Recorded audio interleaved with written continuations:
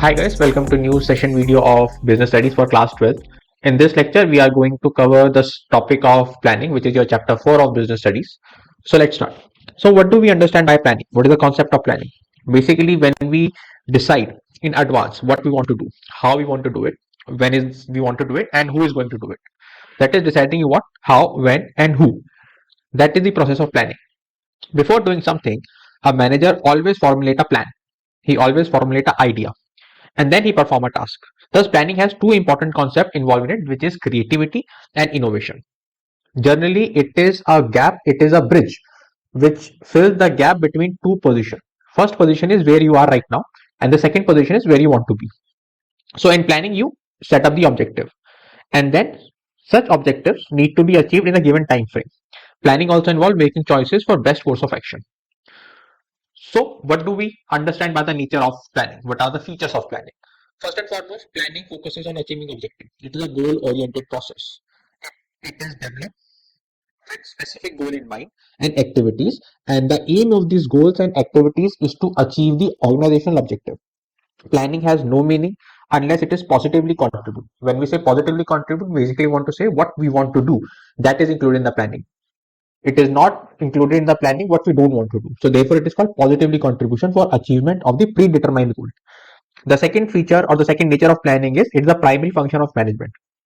So when you study the function of management, the planning is the very first part. It creates the base for all functions of the management which are going to be performed in the future. Every manager is required to prepare a plan before performing any kind of management function. So all other management functions, they are done after the planning is done. And how those functions will be performed, the framework of those is also set up within the planning process. Then planning is pervasive, mean it is performed by all employees of all department at all levels. It is not an exclusive activity which is performed by the top management. So top management, they will make the plan for the entire organization. The middle level management, they will prepare the plan for their own department, and the lower level, they will create the plan for day-to-day activities. Hence, the planning is an activity which is performed by everybody. It is all pervasive. Then planning is continuous in nature. So plans are generally made for a specific time period, let's say a week or a fortnight or a month or a year. But once that time period is over, new plans are made for the next time period. So at the end of this period, new plans are needed to be drawn based on the new requirement. Moreover, due to changing environment, plans also need to be changed continuously. Now, continuity of planning is related to the planning cycle. It means that the plan is framed, it is implemented, and it is followed by another plan. Then planning is futuristic. That is, it involves the process of forward looking.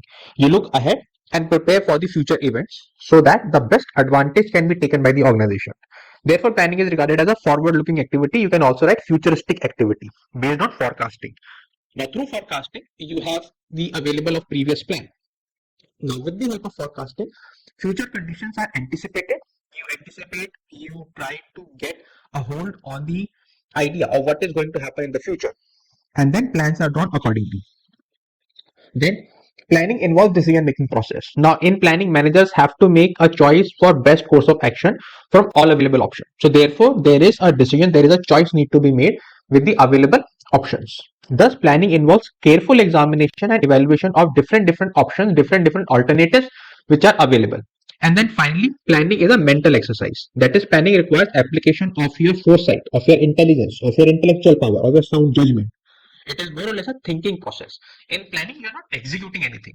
Rather than you are creating a plan of how you are going to execute. So therefore, it is a mental exercise. Logical and systematic thinking are the main criteria which are required for every manager in the planning stage. It is not a guesswork. It is a logical and systematic thinking. Now let us cover what are the different importance of planning. Now first and foremost, planning provide direction. That is, by stating the objective in advance, planning is providing you a direction for action. Now you know what is your goal. All your plans will be focused toward achieving that goal. Goals are clearly stated in the planning process, and so that these goals, they act as a guide for every plan maker. If goals are clearly stated, employees will be aware of what they have to do to achieve the goals. In absence of planning, employee would be working in different direction. That is, there might be a overlap of activities, and organization will not be able to achieve its goal. Planning also reduces the risk of uncertainty. Now we know looking ahead in future and anticipating change is the main job of a planning manager. Now, deciding in advance the task to be performed, the planning helps to deal with the changes and the uncertain events. Now, uncertainties and changes cannot be eliminated altogether. Remember, planning is not there to remove the uncertainties. But if you do proper planning, then the impact those events are going to have on your organization, that impact can be reduced.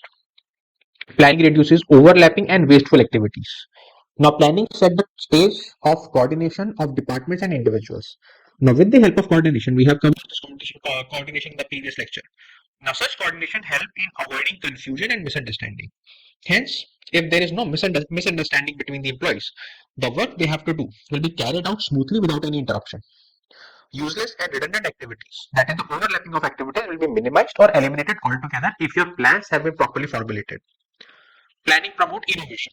In a sense, planning is the first step in all the functions of management to come. So, therefore, any new idea can take shape here. Planning is the most challenging activity because it's a mental exercise, remember. So for the management, it is the most challenging activity as it guides all future course of action leading to the growth and prosperity of the business. So if your planning is not right, all the following plans which are yet to come, they might also face hindrance. Planning facilitates decision making. Now planning helps manager to look into future, make choices among the alternative course of action. Now the manager, they have to examine and evaluate every alternative and select the best one. So there is an option of choice in planning. And because of this choice, a decision making has to be there. Planning helps in taking rational decision by taking targets and predicting future condition. And finally, planning establishes standard of control. Now, what is control? We are going to cover in the future lecture, but simply put, control means measuring the actual performance with the predetermined standards. The standards which are set in the planning stage. So therefore, planning establishes standards for control. Now, these standards against which actual performance are evaluated, remember, these standards are established in the planning process itself. In case there is any deviation, management can take the remedial action. That is, management can improve upon the plan and they can implement it better if they find any deviation. In absence of planning, manager will have, in case there is no planning, the manager will have no standard for controlling. Hence, planning provide base for controlling, and controlling is not possible without planning. Now, let's cover what are the different limitations of planning. First of all, the rigidity. Because in an organization, plans are drawn up with specific goal in mind, which are the organizational goals, and they have to be achieved within a given time frame. These plans decide future course of action and cannot be changed very often. This rigidity, because of the unchangeable nature of the plan, they act as a major problem for the manager. Managers should have certain amount of flexibility to cope up with the changing circumstances. So plans should be drawn in such a way that they are not so rigid. There should be a scope for manager to change those plans if there is any change in the business environment. Then planning may not work in dynamic environment. We know nothing is constant. The business environment is continuously changing. Especially we have covered the pestle dimensions, that is political, economical, social, technological, and legal. So our business environment is dynamic in nature and it keeps on changing. The organization has to constantly adapt itself to the changing need of the environment. Now, this planning does not provide positive result when such change are not accurately forecasted. Planning reduce creativity. Now, generally, planning is for the whole organization is done by the top level management. The plans which are set up by the middle and the lower level, they are more or less, they have to be performed within the broader framework of the plans which are set up by the top level. So middle management and other decision makers, they are not allowed to deviate from plans, nor they are permitted to act on their own. So as a result, they do not get the opportunity to show their skills. They do not get the opportunity to show their initiative or their creativity because they have to work within that broader guideline of the top level management. Planning involves huge cost because planning is an expensive process because a lot of money is spent in gathering information, analyzing that information, as well as the evaluation of the different alternatives which are available with you. More alternatives, more cost will be there. So detailed plans require scientific calculation because there are lots of facts and figures available with you. There is a lot of permutation combination. You have to conduct a lot of meetings. You have to have a discussion with a lot of experts. You have to conduct preliminary investigation to find out the different alternative plans. So therefore, planning is a very costly process and it is also time consuming because planning involves a lot of collection of data, analyzing of data, and interpretation of that data.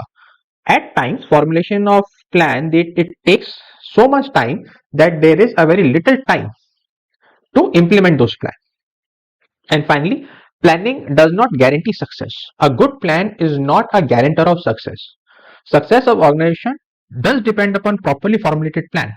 Managers have the tendency to rely on previously tried and tested successful plans. But it is not necessary that plans which have worked in the past, they are going to work in the future, especially with the changed circumstances. So there's a false sense of security among the manager that this plan has already worked in the past, so I will implement it in the future and the plan will work.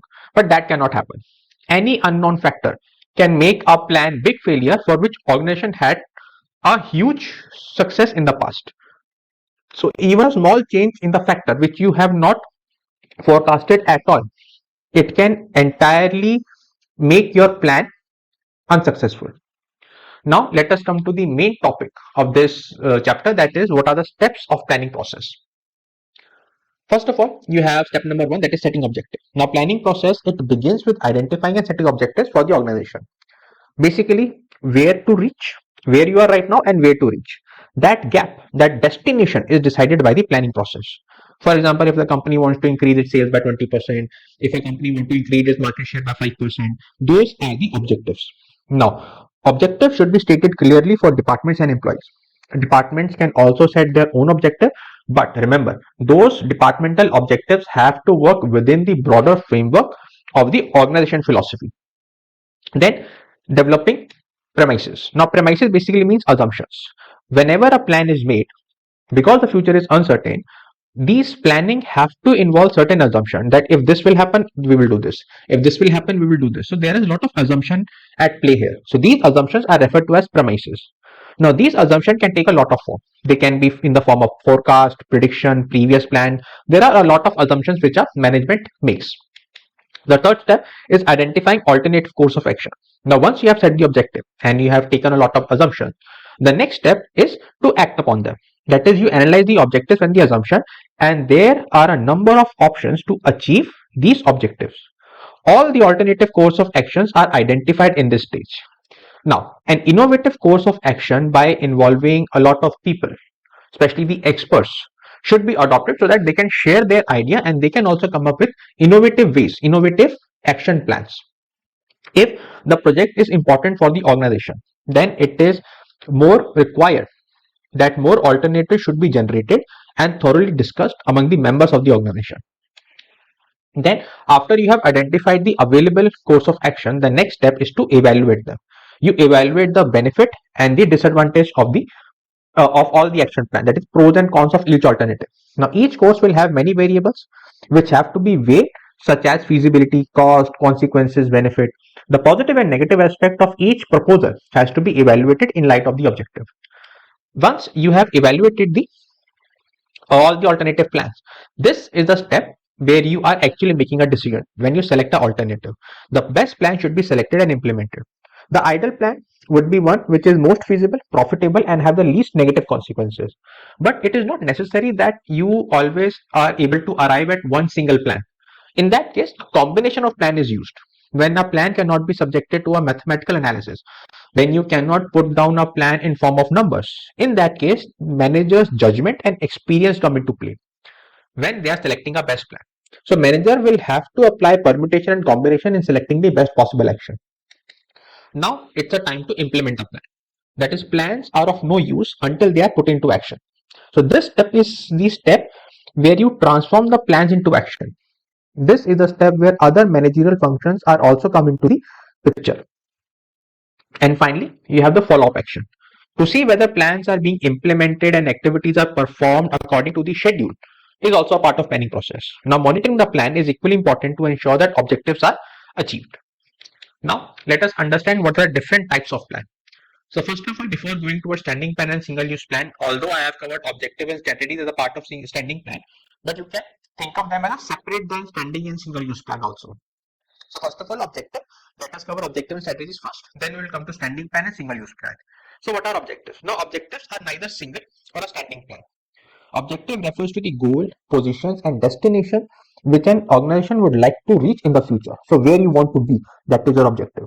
They are also known as end result to be focused by the management. Objectives, they are more often than not, they are set by the top level management, and they should be quantitative in nature, and they should have a specific time limit. So for example, if the company says, if the board of directors says, the top level management says we want to increase our sales by 10%, we want to increase revenue by 50%, they have to make sure that they also set a time limit, 1 year, 2 years, 6 months, 7 months. Then you have strategy. Now strategy are also neither single or a standing plan. So strategy refers to the comprehensive action plan which defines how to achieve these organizational objectives. Now they provide a broad contours, or you can say a broad framework for understanding that how the goals of a company can be achieved.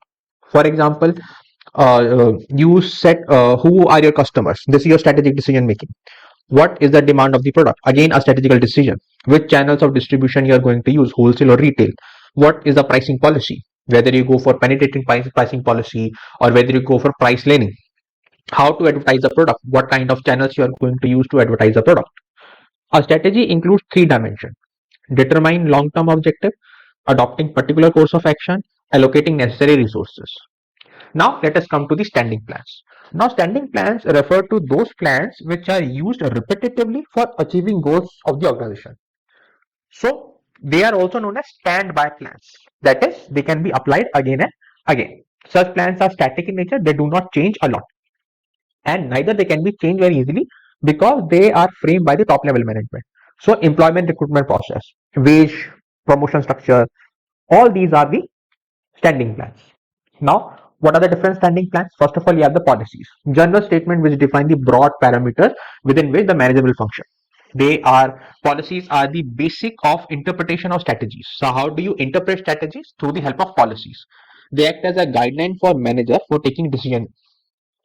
For example, when you take a decision that all the employee in your organization who have a girl child, they will get certain amount of increment so that they can send their girl child to the college. So this is a policy decision.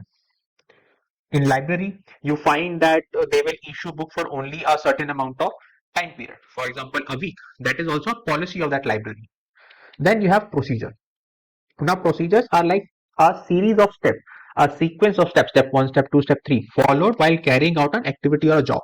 So it's like when you make a tea. So when you make a tea, there is a series of steps you follow.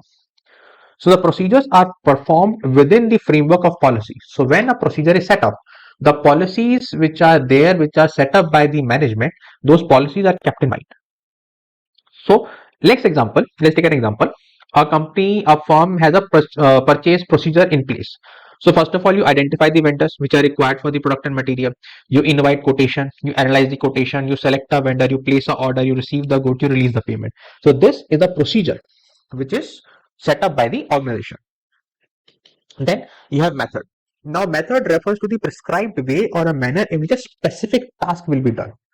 Now methods are formulated for task and they are understood as one of the step in procedure.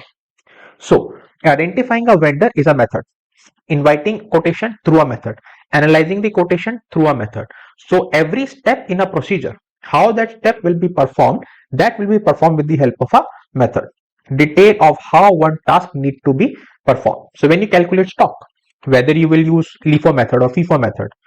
So this is a method which is adopted by the person who is valuing the inventory. Then you have rules. Now rules basically refers to the do's and don'ts of the company. They are used for defining what managerial action must be taken and what must not be taken in a very given situation. Rules are specific and they do not allow any flexibility. Rules, if are prescribed, if they are not followed, penalties and fines are prescribed.